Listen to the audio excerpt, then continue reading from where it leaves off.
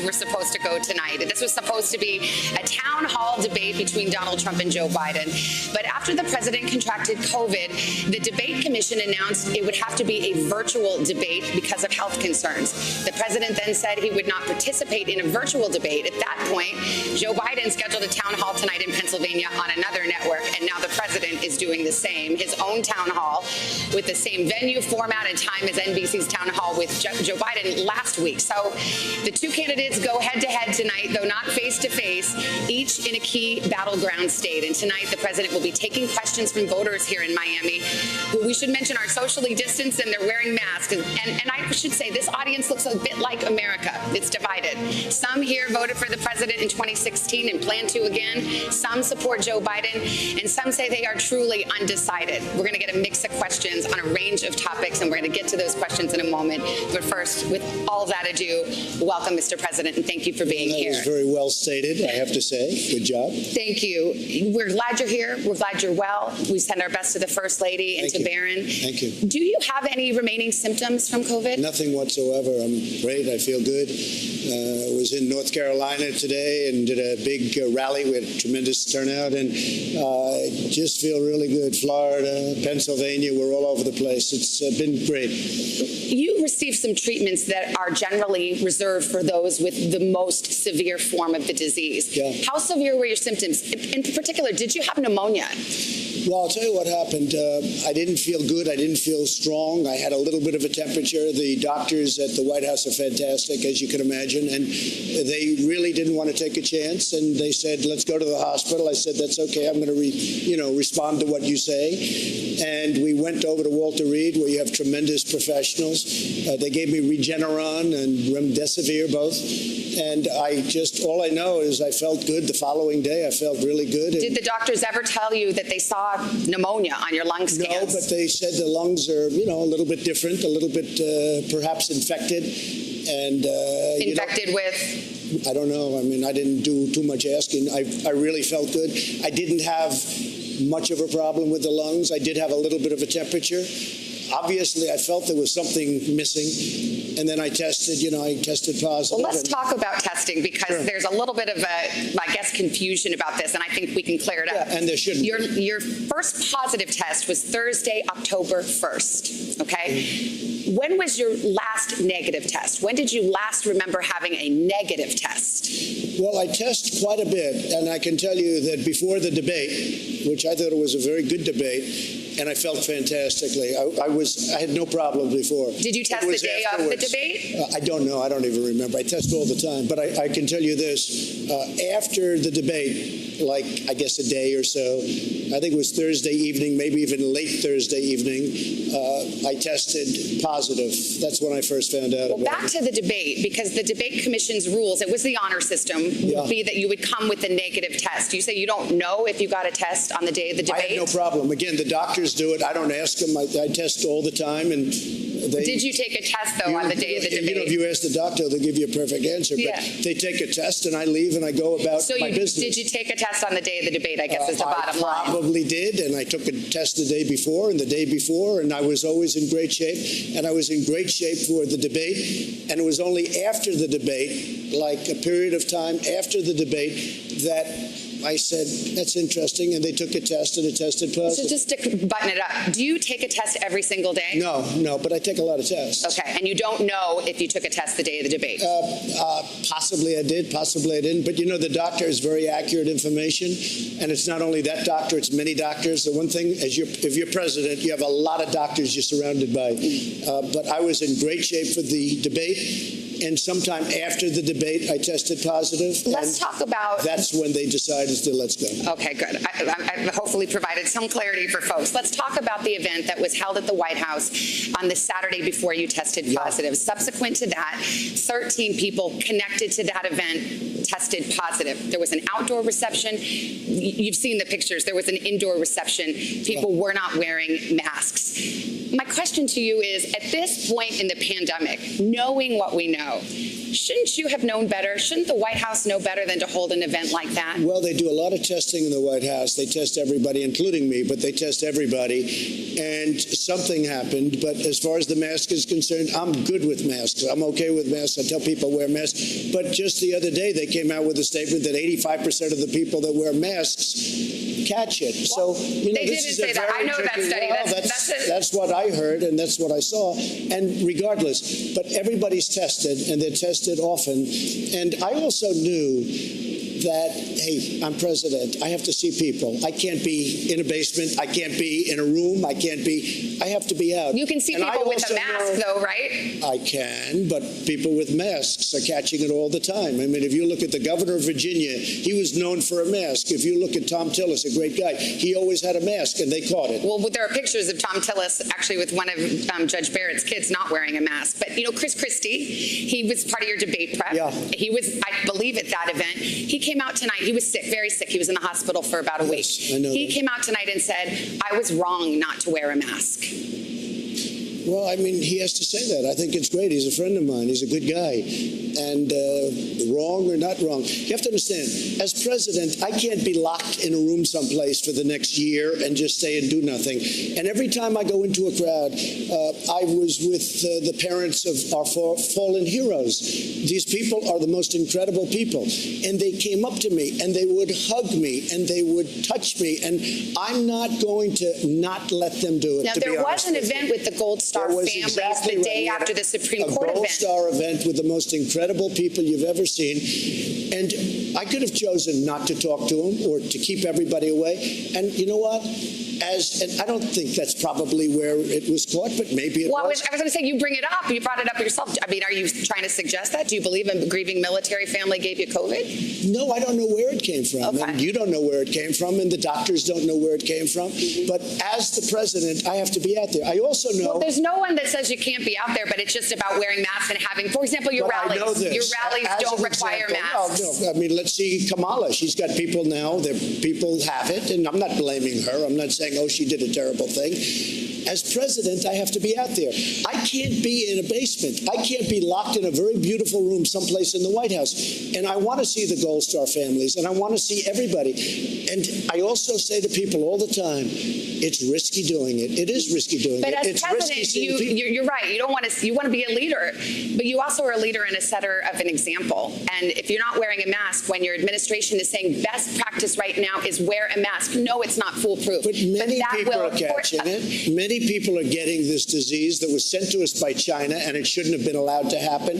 But many people are getting this, and I mean, nobody's being blamed. Everybody is working hard to get this thing out of our country, get it out of the world. Look at what's going on in Europe. Massive spikes. They've done a very good job, but now you take a look today at the UK, you take a look at Spain and France and Italy. There's tremendous spikes. But our death rate is worse than, well, not Spain, but those other countries. I have things right here that will tell you exactly the opposite. Me too. So the UK is up 2,500%, because I knew you'd be doing this. I know you very well. The UK is up 2,500%. The EU is up 722%, and the United States is down 21%. But we have, our deaths per capita is among the highest among industrialists. Excess mortality, we're a winner on the excess mortality. And what we've done has been amazing, and we have done an amazing job. And it's rounding the corner, and we have the vaccines coming, and we have the therapies coming.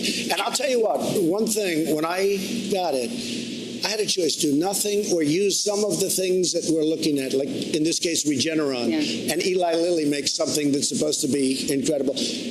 And I think that maybe I wouldn't be doing this discussion with you right now. We have therapies now, and cures, maybe you can use the word cure, but we have therapies that are absolutely incredible. I want to pick up on something you just said. You said we're rounding the corner. I believe we're rounding the corner. Now, 10% of the country approximately has had COVID. That means 80, 90%, 90%, let's do the math, is still vulnerable. Right. There's been some talk, including from the White House lately, that perhaps it approves of what's called herd immunity. That's where you basically just let young people and everybody get sick. You try to protect the old people and those who are sick, and hopefully it gets up to a certain level, and now we're all immune. Yeah. So let's just be clear about it. It also means more deaths. Do you support herd immunity as a strategy? Essentially, just let people get sick. The cure cannot be worse than the problem itself. We did the right thing. We were expected to lose 2,200,000 people and maybe more than that. We're at 210,000 people. One person is too much. It should have never happened because of China. It happened because of China. And you have to get that and understand that. But it shouldn't have happened.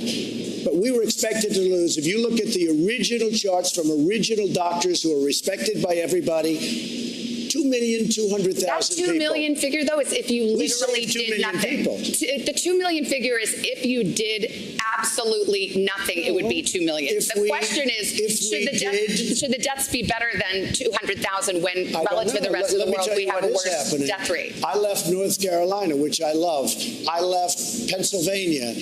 We won a big case in Michigan because that governor has a lockdown where nobody but her husband can do anything. He can go boating and do whatever he wants, but nobody else can. The fact is we're winning all these cases because it's unconstitutional what they're doing. And I think they're doing it for political reasons. But the fact is the cure, you can't let this continue to go on with the lockdowns. Well, most and I of the believe states, that on November 4th, you're going to have a lot of these governors. Look at what's happening to New York. New York is a mess. They lost almost 40,000 people. They have a lockdown like you've never seen. Now they're open. It's like a ghost town. Let's get to them. And Savannah, it's very important. People are leaving New York by the thousands. And you're going to have a hard time ever building it up again. That cure, that so-called cure that you talk about, it can't be worse than the problem. The problem is a bad problem. We've got more questions on COVID, so let's drop it for now. We were supposed to, as mentioned, be watching you on a debate stage right now. We're not doing that, so let's clear up a few things from the last one. You were asked point blank to denounce white supremacy. In the moment, you didn't. You asked some follow-up questions. Who specifically? A couple of days later, on a different show, you denounced white supremacy. My question to you is, you've done this to me and everybody. Why does it seem like I denounce white supremacy? Okay, you did 2 days later. I denounced white supremacy for years, but you always do it. You always start off with a question. You didn't ask Joe Biden whether or not he denounces Antifa. I watched him on the same basic show with Lester Holt, and he was asking questions like Biden was a child. So this is a little bit of a dodge. Are you listening? I denounce white supremacy. Okay. What's your next question? Do you feel, it feels sometimes you're hesitant to do so, like you wait a beat. Here we go again. Every time, in fact, my people came, I'm sure they'll ask you the white supremacy question. I denounce white supremacy. Okay. And frankly, you want to know something? I denounce Antifa, and I denounce these people on the left that are burning down our cities that are run by Democrats who don't know what they're doing. While we're denouncing, let me ask you about QAnon. It is this theory that Democrats are a satanic pedophile ring and that you are the savior of that. Now, can you just once and for all state that that is completely not true and disavow QAnon in its entirety? I know nothing about QAnon. I just told you. I know very little. You told me, but what you tell me doesn't necessarily make it fact. I hate to say that. I know nothing about it. I do know they are very much against pedophilia. They fight it very hard, but I know nothing about it. They believe it is a satanic cult run by the deep state. The subject. I'll tell you what I do know about. I know about Antifa, and I know about the radical left, and I know how violent they are and how vicious they are, and I know how they're burning down cities run by Democrats, not run by Republicans. Republican Senator Ben Sasse said, quote, QAnon is nuts, and real leaders call conspiracy theories conspiracy theories. Why not just say it's crazy and not true? He may be right. I just don't know about QAnon. You do know. I don't know. No, I don't know. I don't know. Let me ask you another thing. Let's waste a whole show. You start off with white supremacy. I denounce it. You start off with something else. Let's go. Keep asking me these questions. I do have one more in this vein. Let me just tell you, what I do hear about it is they are very strongly against pedophilia. And I agree with that. I mean, I do agree with that, and I agree with it. But there's not a satanic pedophile cult being run by. I know nothing about that. You don't know that? Okay. No, I don't know that. Neither do you know that. Okay, just this week you retweeted. Why aren't you asking me about Antifa? Why aren't you asking me about the radical left? Because you're Why volunteering. aren't you asking Joe Biden questions about why doesn't he condemn Antifa? Why does he say it doesn't exist? Because you're here before me. No, it's so cute. Antifa exists. They're vicious, they're violent, they kill people, and they're burning down our cities. And they happen to be radical left. Just this week, you retweeted to your 87 million followers a conspiracy theory that Joe Biden orchestrated to have SEAL Team 6, the Navy SEAL Team 6, killed to cover up the fake death of bin Laden. Now, why would you send a lie like that to your followers? You retweeted it. That was a retweet. That was an opinion of somebody, and that was a retweet. I'll put it out there. People can decide for themselves. You're I don't the take a president. position. You're not like someone's crazy uncle who can just retweet whatever. That was a retweet, and I do a lot of retweets. And frankly, because the media is so fake and so corrupt, if I didn't have social media, I don't call it Twitter, I call it social media, I wouldn't be able to get the word out. And the word is false. And you know what the word is? The word is very simple. We're building our country stronger and better than it's ever been before. And that's what's happening, and everybody knows it. Okay, we got a bunch of questions for you. We're winning in a lot of states. Okay. We're winning in a lot of states. Let me ask, okay, I'm glad you brought up the election because I do want to ask about that. That's another kind of leftover item. A lot of people have asked you, will you accept a peaceful transfer of power? You have said repeatedly, the only way we lose this election is if it is rigged. Now, that is simply not true. The fact is either candidate can lose fair and square without ballot fraud. So will you accept the results of the election? That's the way I want it to be. But when I see thousands of ballots, right, unsolicited ballots being given out by the millions, and thousands of them are dumped in dumpsters, and when you see ballots with the name Trump, military ballots from our great military, and they're dumped in garbage cans. That is a handful. We could go all night, which we won't. No, but no, we could go all night, one by one, a single case, a single day. You're talking about 150 million votes. Your own FBI director says there is no evidence of widespread fraud. Well, then he's not doing a very good job. All you have to do is pick up the papers every day. 50,000 in Ohio, the great state of Ohio. 50,000 in another location, I think North Carolina. 500,000 applications in Virginia. No, there's a tremendous problem. But let me just tell you, they talk about the peaceful transfer, right?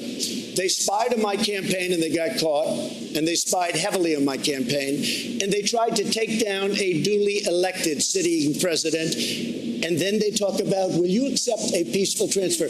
And the answer is yes, I will.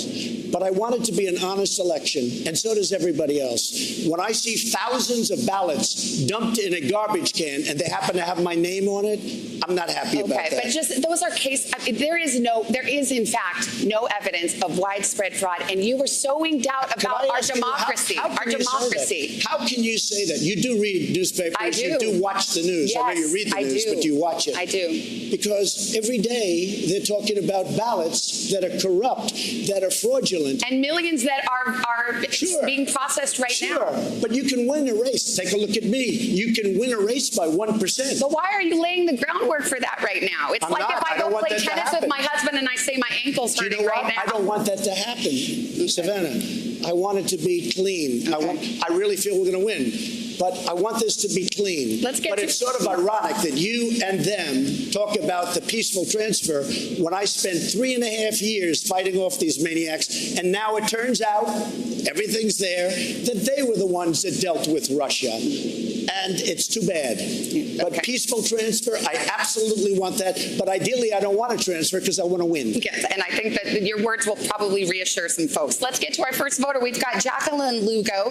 Now, she is, I told you this audience is truly split between y'all. You are leaning Biden. She voted for Clinton in 2016. She's registered as an independent. Jacqueline, what's your question for the president? And you hold the mic up close and take off your mic because it's hard to hear out here. Good evening. How are you? Welcome to Miami. Thank you very much. It's beautiful. Mr. President, if you knew COVID-19, as you told Bob Woodward in February. As what?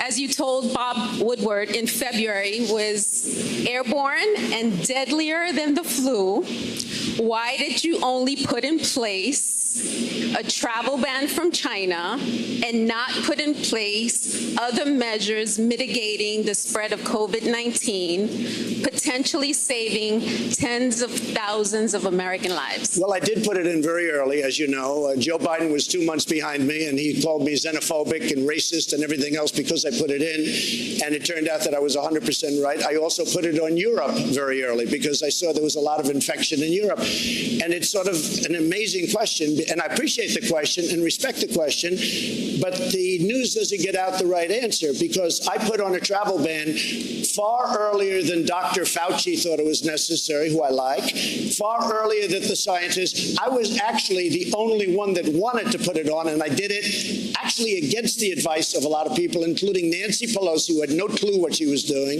and Biden. When I put on the travel ban, I put it on in January, the end of January. When I put on the travel ban, Joe Biden and others said, this is ridiculous. You don't do that. Well, Dr. Fauci said I saved thousands and thousands of lives. Did you? I was early. I was extremely early when I put on the travel ban. Can I ask you, did your national security advisor on January 28th in the Oval Office warn you that this would be the greatest national security risk of your administration? He didn't say it, or you don't remember? I read it someplace. Maybe Woodward said it or something. But no, he did not say that. But I knew it was a big threat. At the same time, I don't want to panic this country. I don't want to go out and say everybody's going to die. Everybody's Isn't there a middle ground? You don't have to mislead, but you can. No, there's not a middle ground. You have to be safe, you have to be vigilant, and you have to be smart. You're going to like this next couple of voters. It's a mom and a daughter. Good. Mom, Barbara, voted for you in 2016. She's leaning to vote for you again. Now, her daughter was too young to vote last time. She's going to vote for her first time in a presidential campaign, and she is leaning Biden. So imagine the dinner table at their house, okay? So, Barbara, why don't you go first and ask your question? Bienvenido a Miami. Thank you. Mr. Trump, as a frontline ER doctor working through the coronavirus pandemic, right. I know firsthand, and I've seen that many hospitals throughout the United States are suffering financial hardships. These economic effects are trickling down to the frontline workers. Right. We are being, across the country, frontline workers are being fired, they're being furloughed, our salaries are being cut. And this is also happening in other economic sectors as well, including the travel industry and hospitality. Right. My question to you is, how are you going to get the United States back on track, both in terms of the economy and the pandemic? So it's happening. We just set a record, 11.4 million jobs. We are going to have a phenomenal third quarter, which will be announced on November 1st, just prior to the big November 3rd day, where I think you're going to see a red wave. But we're going to have a tremendous announcement, I believe. I mean, we're going to find out. But GDP is going through the roof. Jobs, real estate, houses, so many things are happening. So people were saying we were going to have a 42% unemployment. Look, this was a thing that came into our country, and it happened more than 100 years ago, and it happened now. They were talking about a 42% unemployment rate. Who was talking about that? I heard 20%. It just came out at 7.8% unemployment, and people can't even believe it. Our economy is going to be, next year, if we don't have somebody that raises taxes and quadruples taxes, which they want to do and kills everything, our economy is going to be phenomenal next year. We're going to have a phenomenal, and I'll tell you, Savannah, we had the greatest economy in the history of our country last year, including the state of Florida, where we are now, and Pennsylvania, and North Carolina, and Ohio, every place. We had the greatest economy we ever had. We had to close it down. We saved 2 million lives. We're opening it up. We have a V-shape, and it's coming back. It's coming back very fast. One other thing, we really helped the hospitals. We've sent billions and billions of dollars to the hospitals. In addition, hundreds of millions of masks and gowns, and we went into the ventilator business because this country was not equipped with ventilators. And I'm not blaming anybody for it, but we're now making thousands of ventilators a month, and we have all we can use. We're sending them all over the world because the world needs them. So they've worked very hard and really very, very effectively. Thank you. Great question. Let's talk to Isabella. Put the mic close to your mouth. Okay, go ahead. Mr. President, my parents are, as you heard, both frontline healthcare workers, and I've seen the physical and the mental tolls that this pandemic has taken on them firsthand, as well as the exacerbation of coronavirus due to Americans who are not wearing masks or participating in social distancing. After contracting COVID-19 yourself, has your opinion changed on the importance of mask wearing?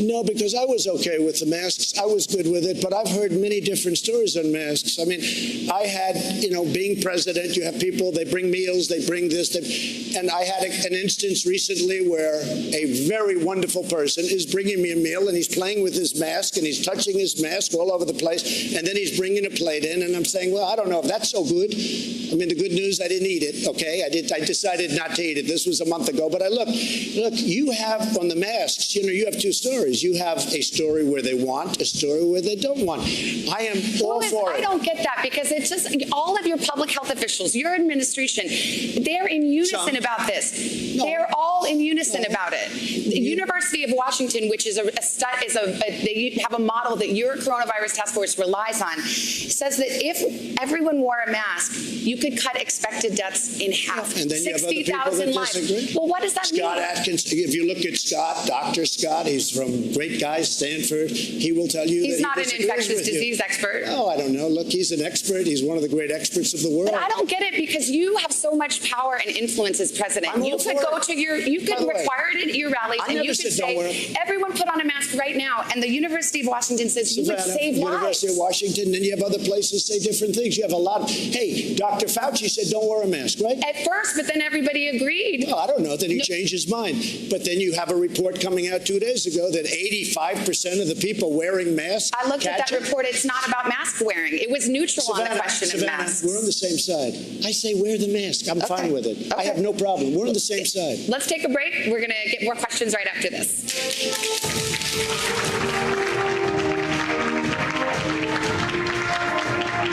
Live in Miami with President Trump for a town hall. Live in Miami with President Trump for a town hall. Thank you again, Mr. President. We have another voter now, Christy Alonzo. Come on out, Christy. She is leaning slightly towards you. She says she voted for you in 2016. Christy, you ready? Take the mask off, hold the mic close, and let's hear your question. Thank you for your service, Mr. President. Thank you very much.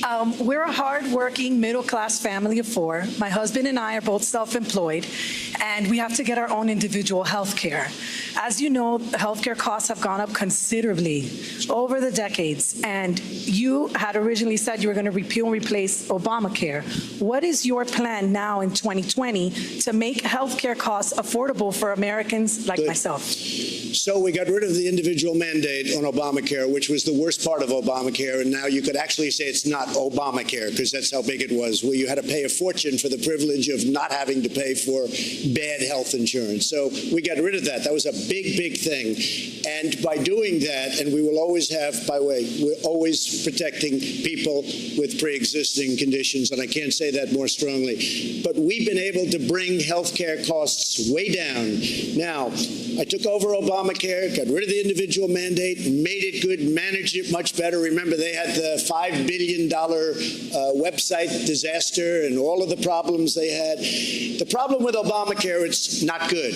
We'd like to terminate it, and we want a much less expensive health care that's a much better health care, and that's where we're aiming. And if we can do that, and we have a very good chance of doing it, but we've also brought down the price of Obamacare. Problem with Obamacare, it basically is never going to be great, and I want to give great health care. Mr. President, I got to follow thank you very much. On the pre-existing conditions. This is such a big issue for voters. It is a big issue for me, too. In point of fact, your administration is about to go to the Supreme Court to argue to throw out the rest of Obamacare, which includes the protections for pre-existing conditions. That's right. So your administration is in court right now trying to get rid of that protection. In order to replace it with a much better health care at a much lower price, and always, under all circumstances, we are going to protect the Republicans. And I mean, maybe I changed the party a lot over the last 3 years, but we will protect people with pre-existing conditions. And Savannah, what I want to do, get rid of the terrible Obamacare. I've already done it to a large extent because, as you know, the individual mandate is gone. That was the worst part. You repealed, but you haven't replaced. Now, you've been in office almost 4 years. What we you had both houses of Congress, Senate and House in Republican hands, That's and right. there is not a replacement yet. That's right. I'm sorry, but if you look, we had both houses, and what did we do? We got rid of the individual mandate. But That went the through the promise was legislature. repeal and replace. Look, we should be on the same side. I want it very simple. I'm going to put it very simple. We would like to terminate it, and we would like to replace it with something that's much less expensive and much better. We will always protect people with pre-existing But if you're conditions. successful And in here's the court thing. If in we November, those pre-existing conditions, that promise will be gone.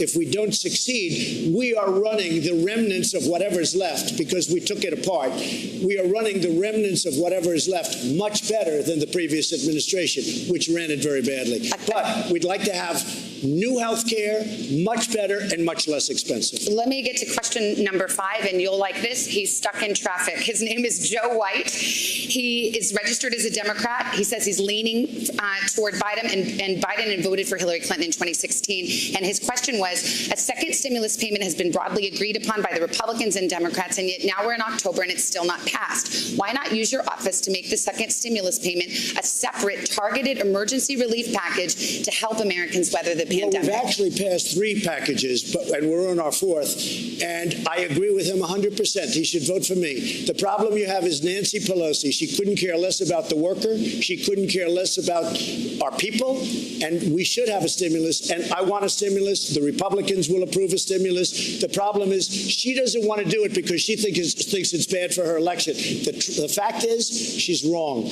because people know she's in our way. She's not approving it. She doesn't appreciate our people, and she doesn't appreciate at all our workers. Nancy Pelosi, we are ready to sign and pass stimulus, but she's got to People do approve not it. love the back and forth of Washington, but this has been a roller coaster. Back in early October, you one day tweeted, no more negotiations until after Election Day. I'm walking away. Then I think the next couple of days you said maybe we can do something targeted. Then you said I want a big bill, but then Senate Republicans said no, we're not for that. So you are the big deal maker. How come this is so? You yourself have changed positions. Did you ever hear of a word called negotiation? We're negotiating, okay? But people's lives are hanging in the balance. And you know who I'm negotiating against? Nancy Pelosi, because she doesn't want to give the money. We should have stimulus. This was not our people's fault. This was China's fault. And she's penalizing our people. I'm ready to sign a big, beautiful stimulus. You saw the other day, I say go big or go home, right? That's what I want it to be big. I want it to be bold. I want the money to go directly to the people. Are Senate Republicans with you? They're going to go big? They'll go. Big old number? They'll go. They're going to be very happy. So far they have not said they would. Because I haven't asked them to, because I can't get through Nancy Pelosi. Okay. If Nancy Pelosi and I, through my representatives or directly, I don't care, if we agree to something, the Republicans will agree to it. Okay. Our next question comes from, this is interesting. She voted for Clinton in 2016, but recently changed her registration from Democrat to independent. She says she's truly undecided. Her name's Becky Lightman. Hello, Becky. What's your question? How are you? I'm great. How are you? Nice to see you. Thank you. Good to see you. So corporate tax rates are a hot button issue, and you have cut corporate tax rates, and your opponent Joe Biden is planning to raise them. Right. A lot of Americans think that corporations don't pay their share of taxes and want to see those tax rates increase. Right. What do you say to those Americans to maybe tell them why you want the corporate tax rate lower and why that helps them? It's a great question. We've created more jobs than this country has ever created. We were up to 160 million jobs. We were never even close to that number. We were just hitting 160 million jobs. Companies are pouring into our nation because of the tax rate. And if Biden comes in and raises taxes on everybody, including middle income taxes, which he wants to do, you will blow this thing and you'll end up with a depression, the likes of which you've never had. That's what's going to happen. We have something that's really good. The reason we're coming back so strong is because we built a very strong foundation. Companies are moving in. Car companies are moving into Michigan, into Ohio, into South Carolina and North Carolina just today. So what's happening is they're coming in because we reduced the taxes. Our taxes, our corporate taxes, were the highest in the world, and now they're among the lower taxes. They're not the lowest, but they're among the lowest. And what that means is jobs. But also, we're doing a very big, and we've done a very big middle-income tax package. So if we get in, we're going to do the middle-income tax package. But it's a great question. And if he comes along and raises rates, all those companies that are coming in, they will leave the U.S. so fast your head will spin. We can't let that happen. On the subject of taxes, as you know, the New York Times has obtained, it says, years of your tax returns. Among other things, it says that you have debts of approximately $421 million that you have personally guaranteed and that will come due in the next 4 years. The question is, on behalf of voters, who do you owe $421 million first of all, to? let me answer. What they did is illegal, number one. Also, the numbers are all wrong with the numbers they released. And just so you understand, when you have a lot of real estate, I have real estate, you know a lot of it, okay? Right down the road, Doral, big stuff, great stuff.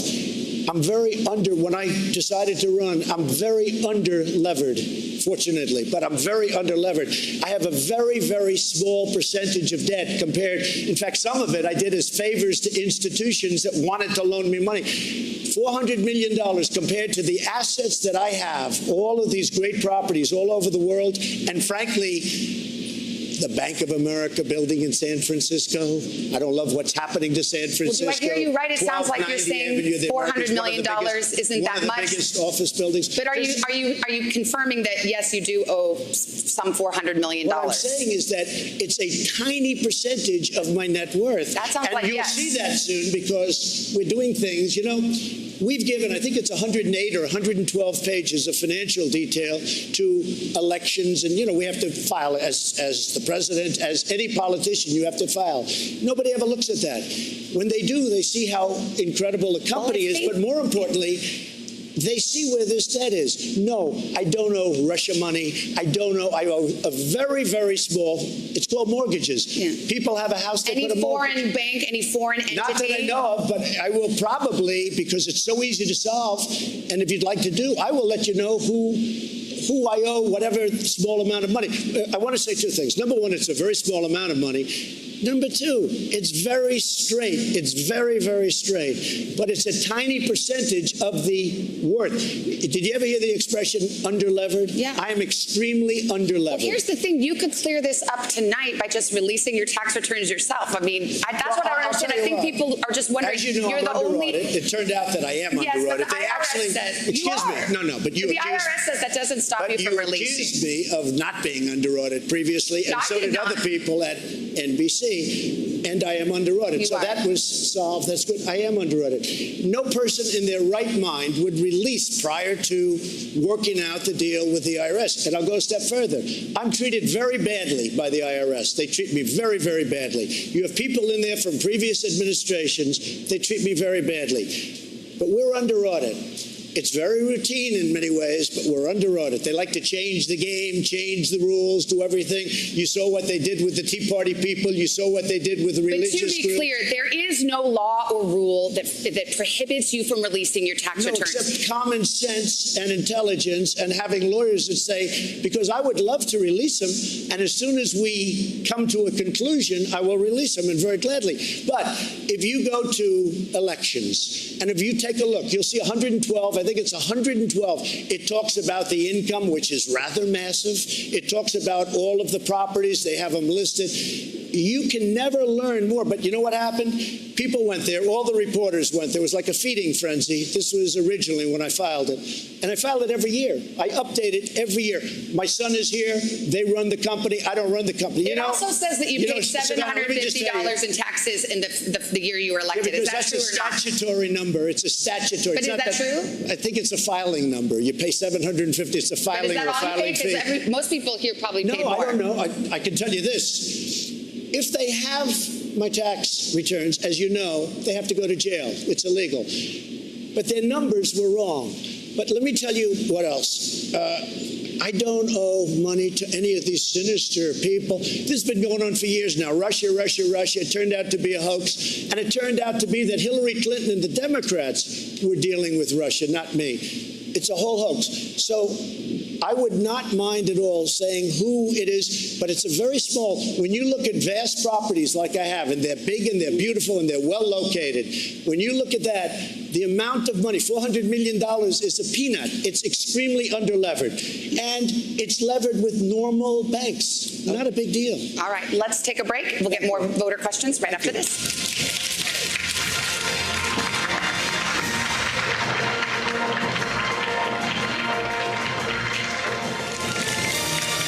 We are live in Miami in the middle of a town hall with President Trump. Thank you again for being here. We've got another voter, Adam Sugar. He voted for Clinton in 2016. He's registered as a Democrat and says he's supporting Biden. Adam, take it away. Thank you, Savannah. Thank you, Mr. President. Thank you, Adam. 4 years ago, Senate leadership said it was inappropriate to push through a nominee in an election year. Yet they fast-tracked your nominee for the Supreme Court just today. The question I have for you is, what do you say to the voter that thinks it's hypocritical to act in that manner and that they can't trust Republicans' word? So when I was elected and when a president is elected, they're elected for a period of 4 years. And Justice Ginsburg said it best, I think talking about President Obama having to do with somebody else, that the president is put there for 4 years, not for 3 years. So during this fourth year, it happened to come up, unfortunately, because I had great respect for Justice Ginsburg, but a vacancy happened to come up, and we picked somebody that's outstanding. She has been an absolute star, and I'm extremely proud of it. But again, plenty of time. I mean, there's plenty of time. We're going to do it before the election, but we also have much time after the election, but there's no reason to wait, because it's almost unanimous, it seems to me, certainly within the Republican Party, and frankly, most of the Democrats within closed rooms. I guarantee you that this is an outstanding person, and I'm using my fourth term. And you know, if you look at it, and if you put the shoe on the other foot, if they had this, they would do it 100%. So there's been 29 times when this has happened. All 29 times, a president has done exactly what I've done. Can I just, to the voters' point, I'll just say that in 2016, you were on another show, actually another morning show, and you were asked whether President Obama should nominate a Supreme Court Justice Merrick Garland, and you said, I think the Senate should wait until the next president and let the president pick. Now, that was 8 months before the election. This is 3 weeks before the election. I have a lot of respect, by the way. So you have changed your position on this. I have a lot of respect for Judge Garland, I want to tell you that. But I'll tell you, the whole ball game changed when I saw the way they treated Justice Kavanaugh. I have never seen any human being, and I'm not just talking about Supreme Court, I have never seen a human being treated so badly with false accusations and everything else. I have never seen anything like it. And you know what? The truth is, Savannah, like it or not, the ball game changed a lot. There has never been anybody treated so badly as now Justice Kavanaugh. You've mentioned that you would like to see Amy Coney Barrett confirmed to the Supreme Court in case any challenges come up in connection with the election. Yeah. Do you expect her to rule for you? I think she'll have to make that decision. I don't think she has any conflict at all. You know, a Supreme Court judge does not have, I mean, they can make their own decision. And they actually have additional power to make that decision. It would be totally up to her. I would think that she would be able to rule either for me or against me. I don't see any conflict whatsoever. We have an election coming up. I think it's the most important election in the history of our country. If for any chance, and it probably won't, and I hope it doesn't ever get to the Supreme Court, but if it did, I would think that she would rule one way or the other. I would think so. But for you think she would rule for you? I have no idea. I mean, of course she'll rule one way or the other, but... Believe it or not, I never asked her about it. I never talked about it.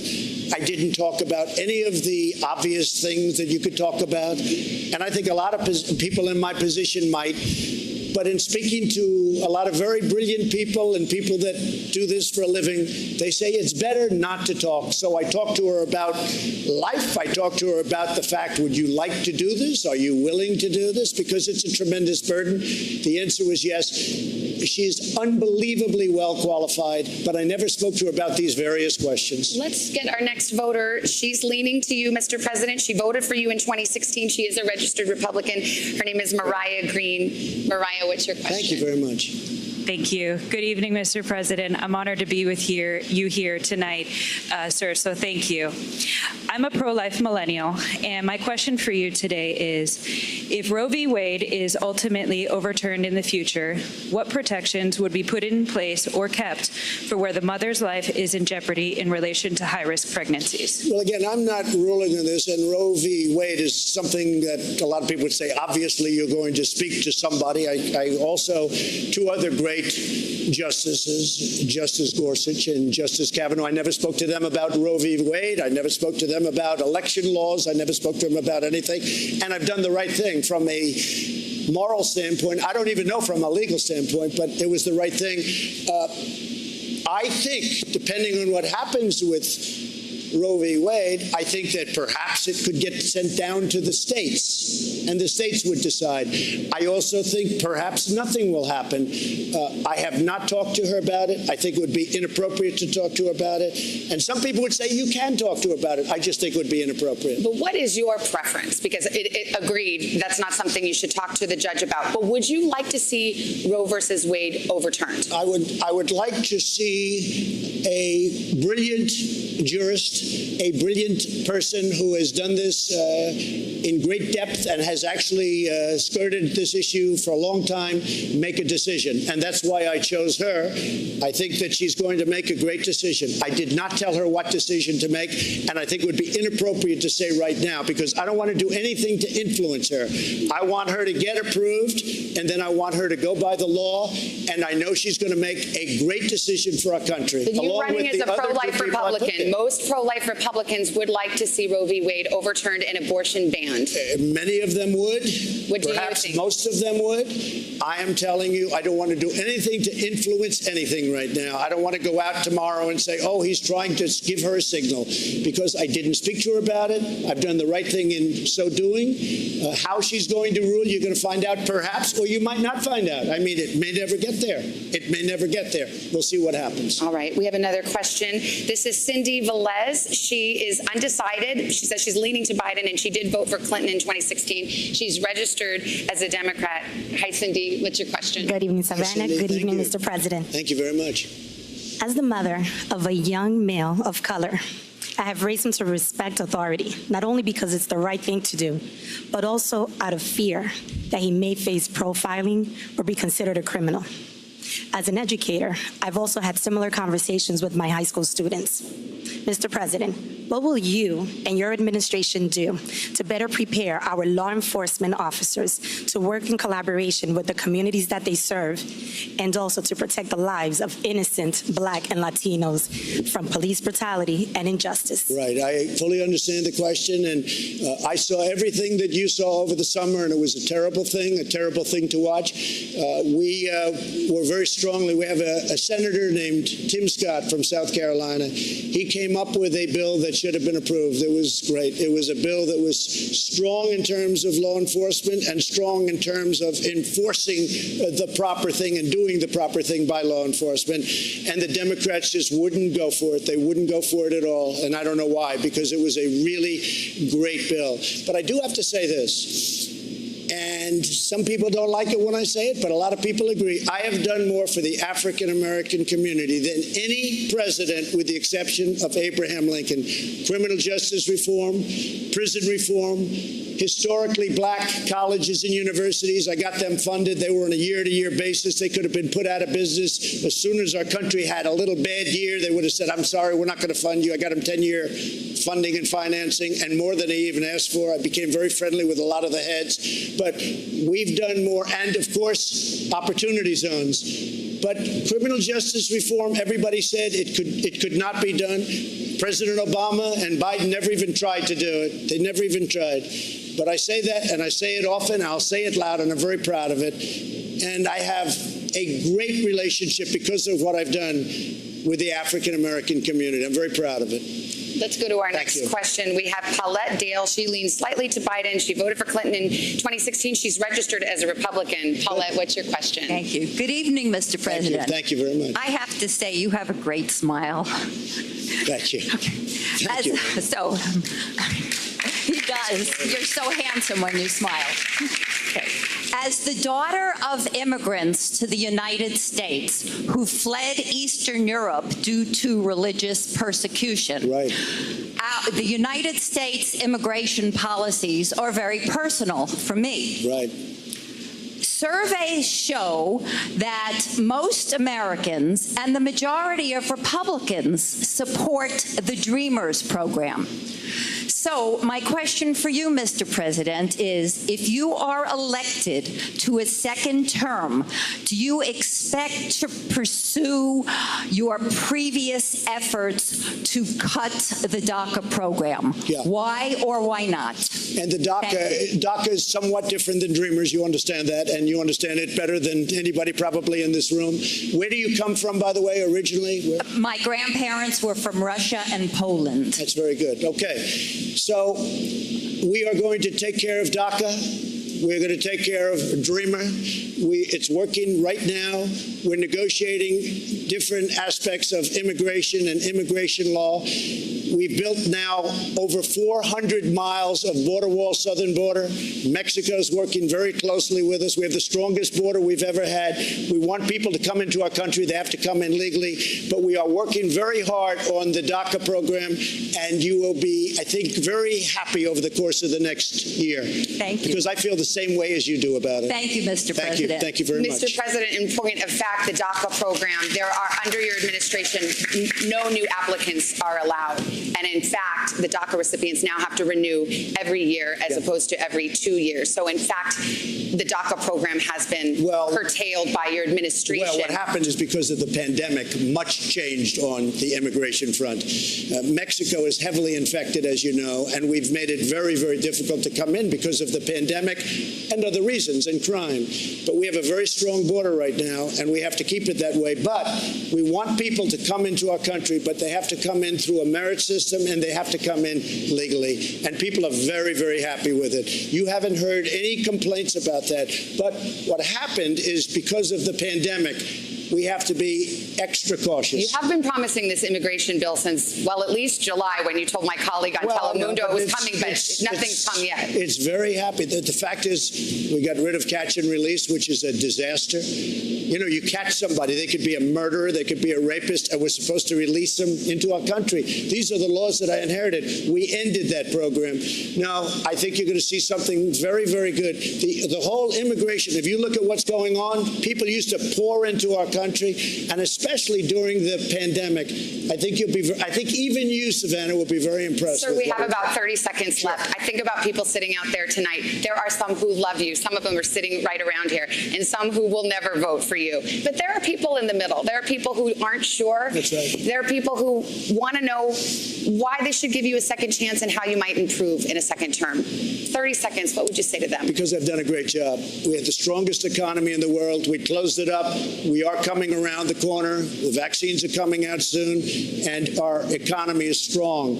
We are at a level with jobs like we've never been before. We've rebuilt our military. We've rebuilt our borders. We had no borders. We had no nothing. We've rebuilt so much. We've given you the greatest tax cut in the history of our country, greatest regulation cut, equally as important, and we created new levels of jobs that nobody thought was possible. And next year is going to be better than ever before. I got to leave it there. I got a wrap from the control room. Mr. President, thank you for your time. Thank you for listening to the voters' questions. That concludes our town hall. We do want to thank the president again, as well as our audience in hot Miami and all of you watching at home. And a reminder, Donald Trump and Joe Biden are scheduled to meet in person a week from tonight in Nashville.